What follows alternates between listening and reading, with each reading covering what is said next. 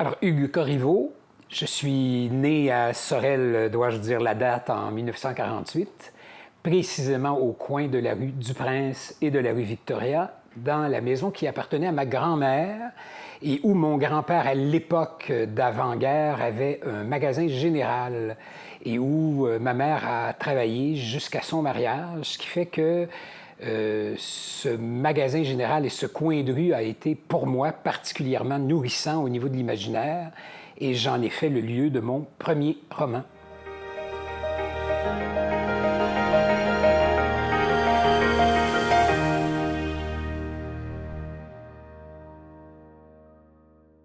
Sorel est venu en fiction, au niveau personnel et au niveau de ma vie. Sorel n'a pas été le lieu du bonheur absolu et élevé dans une famille un peu particulière qui a fait qu'on m'a appris à détester cette ville. J'ai particulièrement bien assimilé la leçon, ce qui fait que j'y ai pris un certain plaisir à donner de la ville une certaine vision qui est négative, mais qui ne représente pas véritablement, éventuellement, en tout cas, ce que j'en pense, mais ce qui a été le propre de cette espèce de source d'imaginaire qu'elle a été pour moi.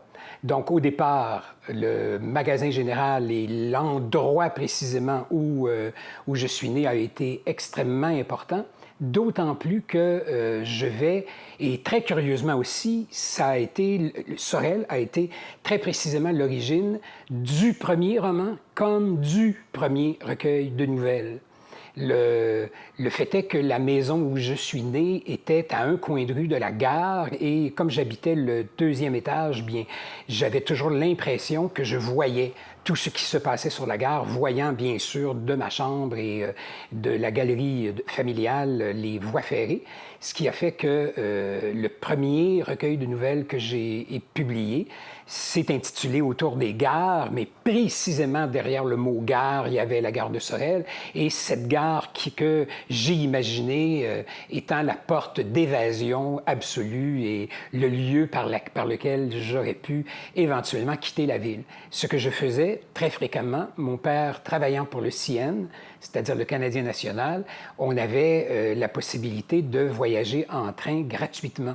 Ce qui fait que ma mère, mon frère et moi, et ma sœur, on a longtemps fait des voyages en train pour aller s'évader à Montréal. Donc, pour moi, le train est devenu le symbole même de l'évasion et du plaisir d'aller ailleurs dans une autre ville.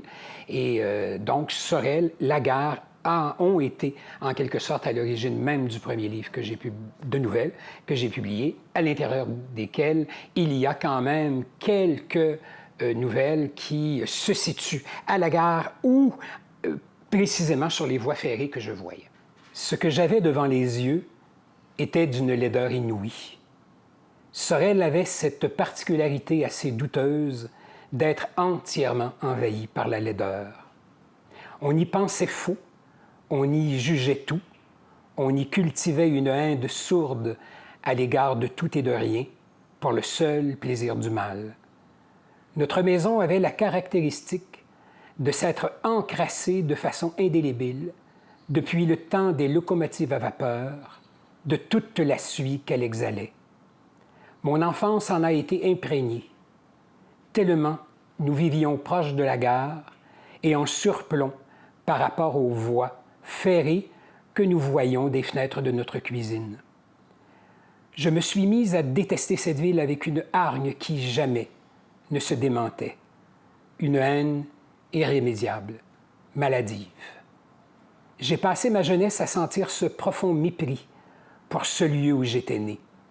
Et à mesure que j'y grandissais, c'était pour mieux saisir encore à quel point ces rues, ces maisons tenaient ensemble dans ce but unique d'étouffer ceux qui l'habitaient. Alors le train fut pour moi plus qu'un train. Il fut le seul signe vivant qu'on pouvait sortir de cet endroit, qu'on pouvait s'échapper.